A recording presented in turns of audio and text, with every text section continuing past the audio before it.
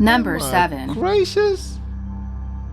What the hell? People are crazy, man. Really gonna perpetrate, cause this 38 will be designated for all those that hate it like it's just man, I'm contemplating. Your moves, you lose, now your hot, you gave me new moves, more dudes, now the top, you made me same rules, new crews, now the first. Hey, what's up, y'all? Welcome back. I am Van, and we are all the LFR family. And if you're not already with the LFR family, I'm gonna need for you to hit that subscribe button right there, Jack. Hit that thing. Guys, if y'all hear a click, like click, and the volume go down or something, please just let me know, because I'm trying to work on my audio. Don't know what's really going on, but I don't know if it's some ghosts or something that got inside my system, but we gonna handle that, because we not as scared, and we not afraid of no ghosts. Is that how the song go? We not afraid of no ghosts. I think that's how the song go. We about to check out 9 most disturbing home security videos ever taken. I don't really do scary stuff. I'm not really good with scary stuff. Just letting you know that right now. So if I cut off the video mid-video and or just start crying or something, listen, I warned you. Listen, I don't care what y'all say. I didn't proven my manhood. All right, so let's go and check it out. Y'all let me know what y'all think in the comments, guys. Let's do it. Shout out to Lutch Green for this.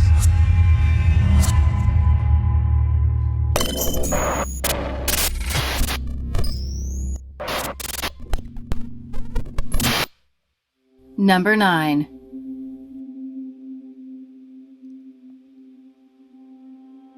This CCTV footage, taken on April 2nd, 2017, shows 2 brothers and another person pushing a wheelbarrow with what was believed to be human remains on it.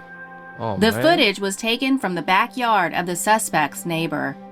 The brothers can be seen walking back and forth, only wearing underwear, from their house to the area believed to be where they set the victim's body on fire and buried it not far away.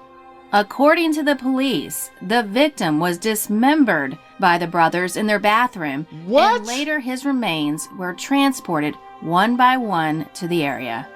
The third person with some clothes on can be seen helping the brothers transporting the dismembered remains and other items used in the murder.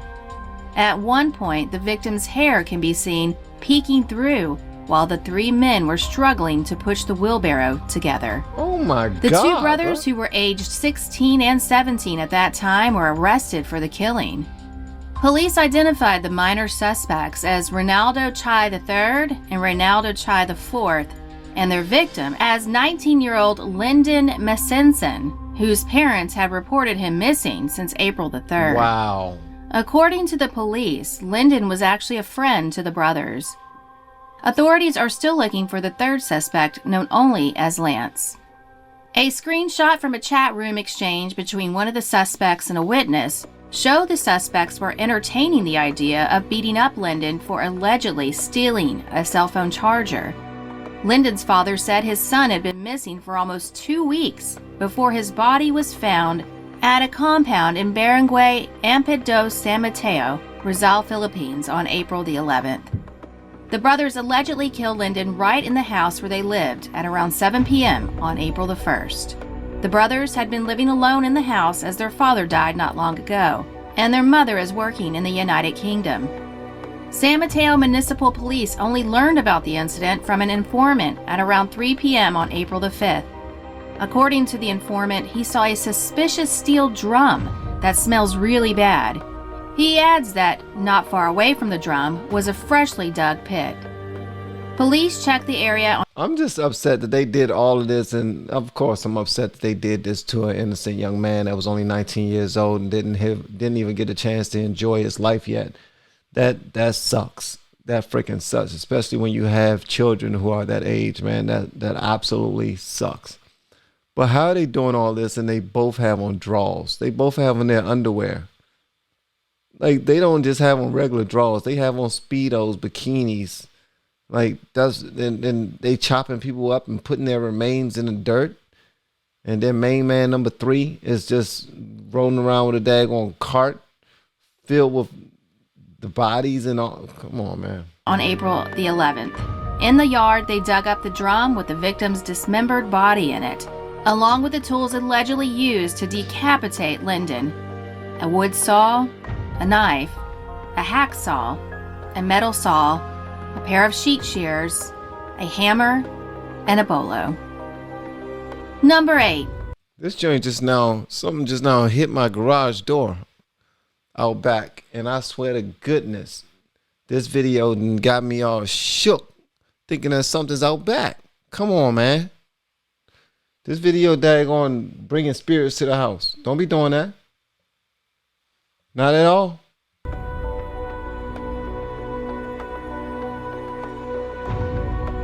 In May 2015, a 21-year-old woman was attacked in her Overland Park home, and her security system caught it on camera.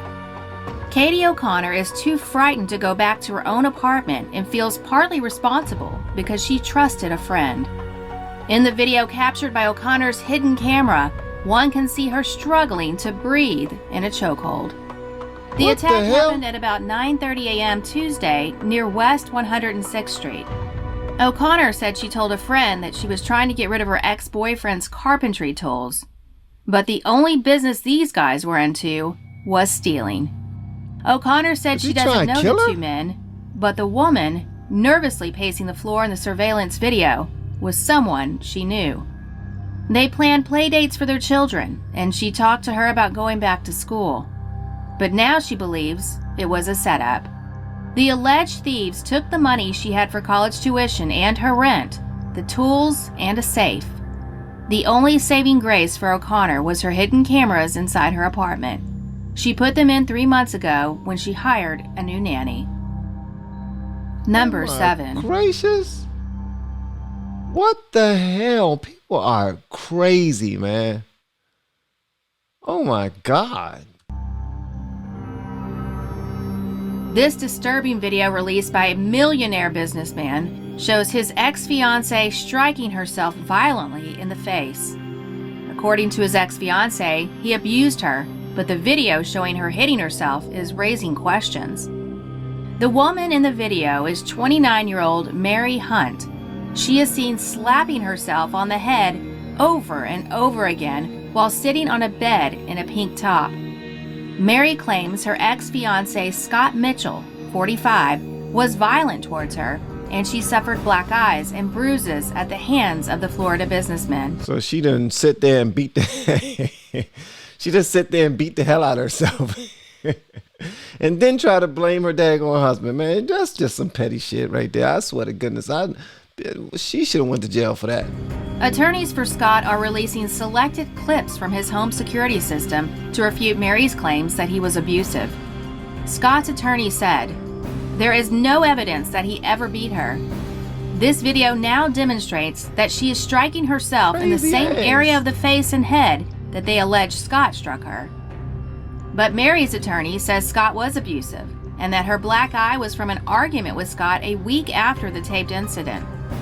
Mary's attorney said, "Scott is a manipulative psychopath and he emotionally and physically abused her.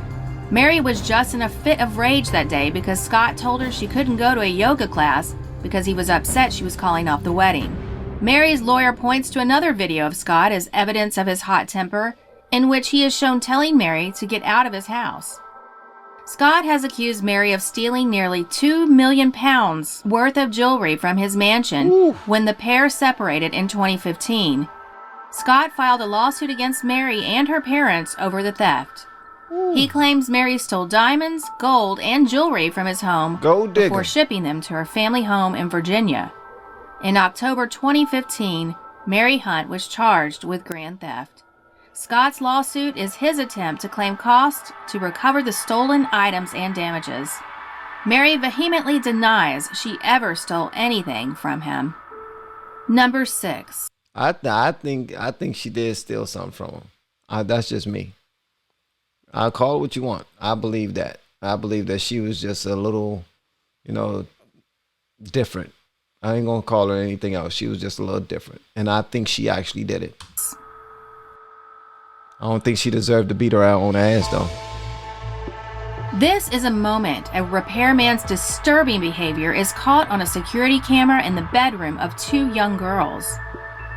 The video appears to show the man enter the room, check to see no one is watching, then pick up a pair of the children's underwear and sniff it. Jason Cooper was disgusted. What the hell? The hell you sniffing for? Like, what do you want to smell exactly? Come on, man. That's... When he checked the footage of a Nest camera attached to his 3-year-old daughter's crib and found the middle-aged repairman sniffing the underwear of his 3- and 5-year-old daughters. Cooper said his wife thought the man was creepy, but they hired him anyway to conduct repairs in their new home. The repairman was hired to fix scratches on the floor made after the Cooper family moved into their Playa Vista home. Cooper was in another room as the repairman pulled his sniffing stunt. In the video, the man is seen walking around the bedroom, going over to the hamper and peeking inside. He then reaches in, touching the clothes and pulling out a pair, and he's sniffing or licking, doing something disgusting with my either 5-year-old or 3-year-old's underwear, Cooper told the station. The man goes back again several times, and in one instance, appears to pocket the girl's underwear before leaving. After seeing the video, Cooper said he filed a police report and confronted him by phone. The man gasped when Cooper told him he had been recorded. Number 5. Wow. Aaron Campbell. This is the chilling moment Aaron Campbell crept into his mother's house to shower after raping and murdering 6-year-old Alicia McPhail. Oh no, oh no, oh come on, man. Come on. Really? This is, I didn't expect this on the video. I thought it was gonna be some scary movies or something scary like, ooh, look what you caught in the camera. You caught ghosts sneaking cookies out the Quickie Mart. I don't know. Campbell, 16, was caught on CCTV leaving his family home on the Isle of Butte at 1:54 a.m. on July 2nd, 2018, before he abducted the little girl from her bed and subjected her to horrific abuse. He was then seen returning home at 3:35 a.m. to shower, and 10 minutes later was spotted leaving again wearing nothing but a pair of shorts. He then returned at 3:52 a.m., only to leave once more 6 minutes later carrying a torch. Campbell then arrived home for the final time at 4:02 a.m., just over 2 hours before Alicia's family reported her missing. Her body was discovered dumped in a woodland that same morning, and a post-mortem determined she had suffered 117 separate injuries. Pathologist John Williams agreed the injuries to her private parts were catastrophic, more severe than any he had ever seen before, and were at least partially inflicted while she was still alive. Her cause of death was given as forceful pressure to her neck and face. Campbell tried to claim the killer was the girlfriend of Alicia's dad, but the CCTV crucially showed his movements. The footage comes after Campbell's mom told Glasgow High Court she was surprised to see the CCTV footage as she believed he had gone to bed. Jeanette Campbell, 54, said her heart sank when she saw the footage of him disappearing in the middle of the night when she reviewed her CCTV. And she knew she had to call cops when she spotted her son had vanished for an hour at the time the 6-year-old was last seen tucked up in bed. She added that she had quizzed her son on his dirty feet, but he claimed he had been outside looking for his mobile phone. Campbell was found guilty following a 9-day trial at the High Court in Glasgow. The jury took only 3 hours to find him responsible. Reporting restrictions were lifted on February 22, 2019, allowing the press to name Campbell after a judge described him as being behind some of the wickedest, most evil crimes this court has ever heard. Number 4. Anything that involves kids, man, I can't take it. Nah.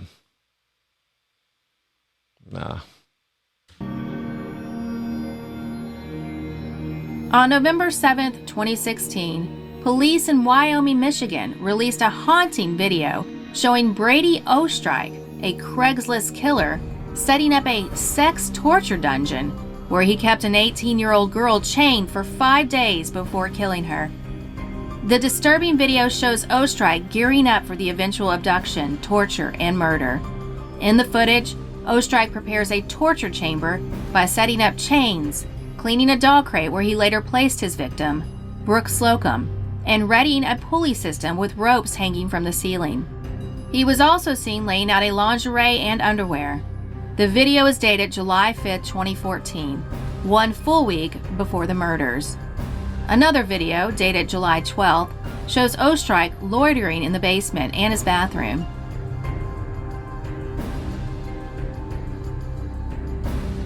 Hours later, Brooke Slocum, 18, and her boyfriend Charles Openair, 25, were supposed to meet with Ostrike after connecting on the online marketplace Craigslist. Ostrike allegedly was to pay the pair for sex. Police alleged Ostrike killed and beheaded Openair the night they met up. However, police believe he kept Slocum, who was 8 months pregnant, captive in his basement for 5 days. Openair's remains were recovered in Gizon Park, but his skull was never found then. On March 26, 2019, police discovered Openair's skull in Kent County. They used dental records to identify the skull. After Ostrike was tracked down via email and Facebook, police identified him as a suspect. A day after finding Openair's body, they prepared to raid his house. Once pursued by police on July 17th, Ostrike attempted to get away, but his vehicle crashed and he took his life via self-inflicted gunshot wound. Slocum's body was found in the trunk of Ostrike's car inside a suitcase. Her baby, who she had already named Audi, did not survive. Police released hundreds of pages of reports and pictures, along with a surveillance video, in accordance with the Freedom of Information Act request. In Ostrike's home, police found whips, swords, and bondage tools. They also found dozens of restraints, ropes, sex toys, and cattle prods strewn across his dilapidated home. In addition, they recovered a medieval mask and chainmail gloves, medical gloves, and syringes.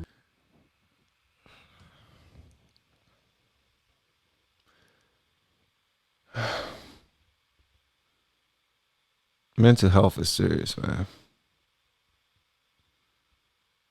Mental health is serious because I have to think it's mental health because I think that most people are naturally good people. Only way you can do these sorts of things is if you don't know you're doing them, in my opinion. That's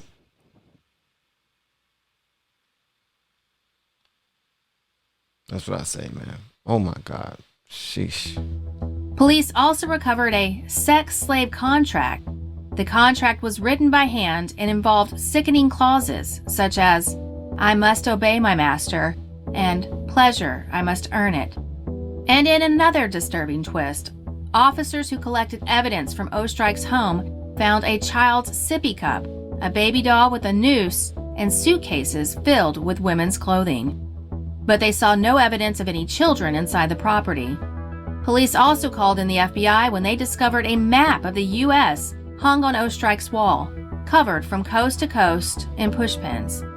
Authorities panicked and thought they were dealing with a serial killer, but a former girlfriend told them that the pins represented places where he had stored food in case of the apocalypse. Yeah, right. The girlfriend was lying. This dude got way too many weapons. He got all these kids and girl clothes around his daggone house. Come on, man. Where he stored food in case of the apocalypse. Well, I will believe that too, because this guy he's different. He's different. But along with the food that he stored, he probably buried a few bodies or something, because that dude, come on. Anybody that can kill and decapitate somebody on the first day of meeting them and then decide right then and there to keep the lady stored in a dog crate. All this is really fast thinking right here. You've done it before. This is your career. This is what you do. You've done it before. That's why all them daggone clothes and stuff of little girls and toys and stuff is all in his house. He's done it before. The report says more video, which was not released, shows Slocum still alive and being held captive in Ostrike's house. The last tape is dated July 17th, 1 p.m. Slocum is first seen on Ostrike's depraved video being dragged into his Taft Avenue house with handcuffs on at 1 a.m. on July 13th. According to the police reports, he wrapped a chain around her neck that had been bolted to the bathroom floor and forced her inside a dog cage. Her arms were then attached to a pulley system suspended from the ceiling, which he could manipulate at will, controlling her like a puppet. Slocum is then seen to be repeatedly assaulted and forced to smoke marijuana for several days, the documents show. The video appears to show Ostrike. He forced her to smoke weed? Sorry, I just now heard something else out back. I swear they about to make me grab the guns and go out there looking. Stop playing with me. I'm looking at something scary. Convinced Slocum that Open Ear is still alive before he kills her. The autopsy carried out on Slocum revealed that her cause of death was strangulation. Number 3. A stranger in my place. A Texas woman has told of the terrifying moment a man broke into her house in the middle of the night and put his hands over her face and neck before attempting to sexually assault her. The home invasion occurred in October 2016, early Saturday morning in Fort Worth, and was captured on security cameras both outside and inside the house. The footage shows the attacker casing out the house and peeking through the window at the woman sleeping before entering through an unlocked window. The victim said she woke to the man strangling her and covering her face so that she couldn't scream out for help. The woman said she had come home late from work and fallen asleep on the couch watching an investigation discovery show called A Stranger in My Place, which can be seen on the television in the security footage. Wow. When the victim realized she was not dreaming, It was called Stranger in My Home. We saw it. It's on the screen. Television in the security footage. When the victim realized she was not dreaming, she jumped up off the couch. She said the man demanded to take her clothes off, and while she was taking off her pants, she noticed the window open. So she goes to jump out the window, but he drags her and pulls her back in. There is a scuffle, and the woman starts screaming for help. This startles the attacker, and he flees the house. The woman was shaken by the incident, but not injured. Number 2.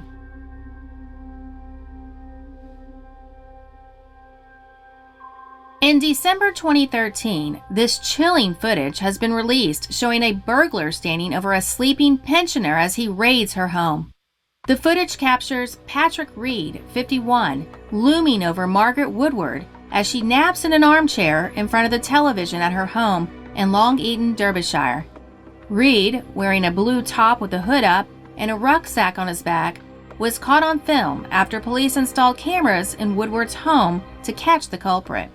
Type of creepiness is that, man? You just come up in somebody's place and just start looking at them while they sleep. Come on, man. What's going on with this world, man? I swear.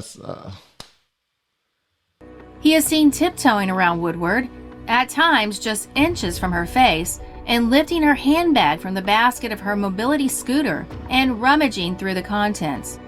Woodward is first disturbed by the sound of Reed unzipping her handbag, but is only roused fully from her sleep when he triggers the alarm at 12:50 a.m. She jumps from her chair and chases Reed armed with a walking stick, threatening to break his kneecaps. That's right. Defend your stuff, young lady. I love that. Chase him up out there. About to beat the hell out of him. He escaped through the bedroom window of her ground floor flat, but his face was caught on film. Reed had burgled Woodward 4 times in the space of just 12 months.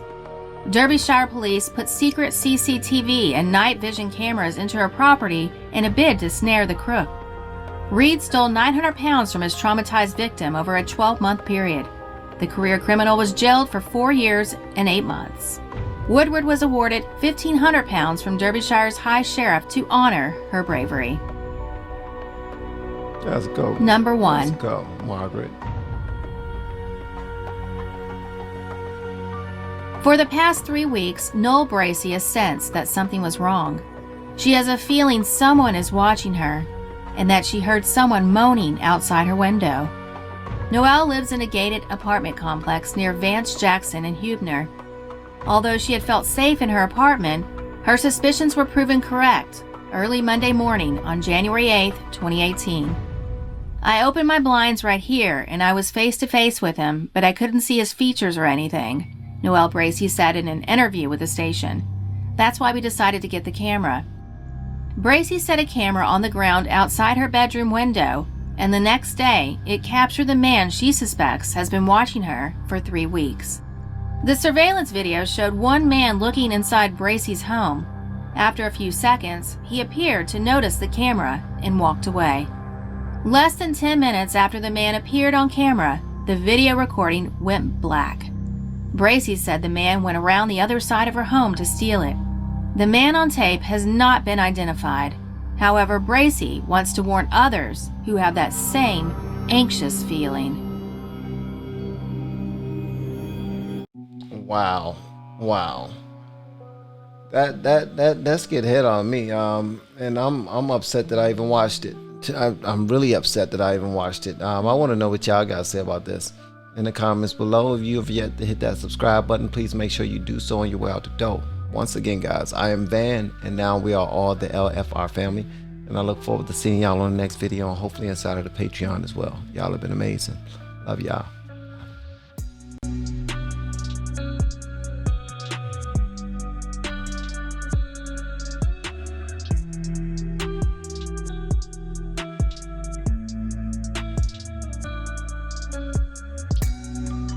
Really wanna perpetrate, cause this 38 will be designated for all those that hate it like just that I'm contemplating. Your moves you lose, now your hot you gave me. New moves, more dudes, now the top you made me. Same rules, new crews, now the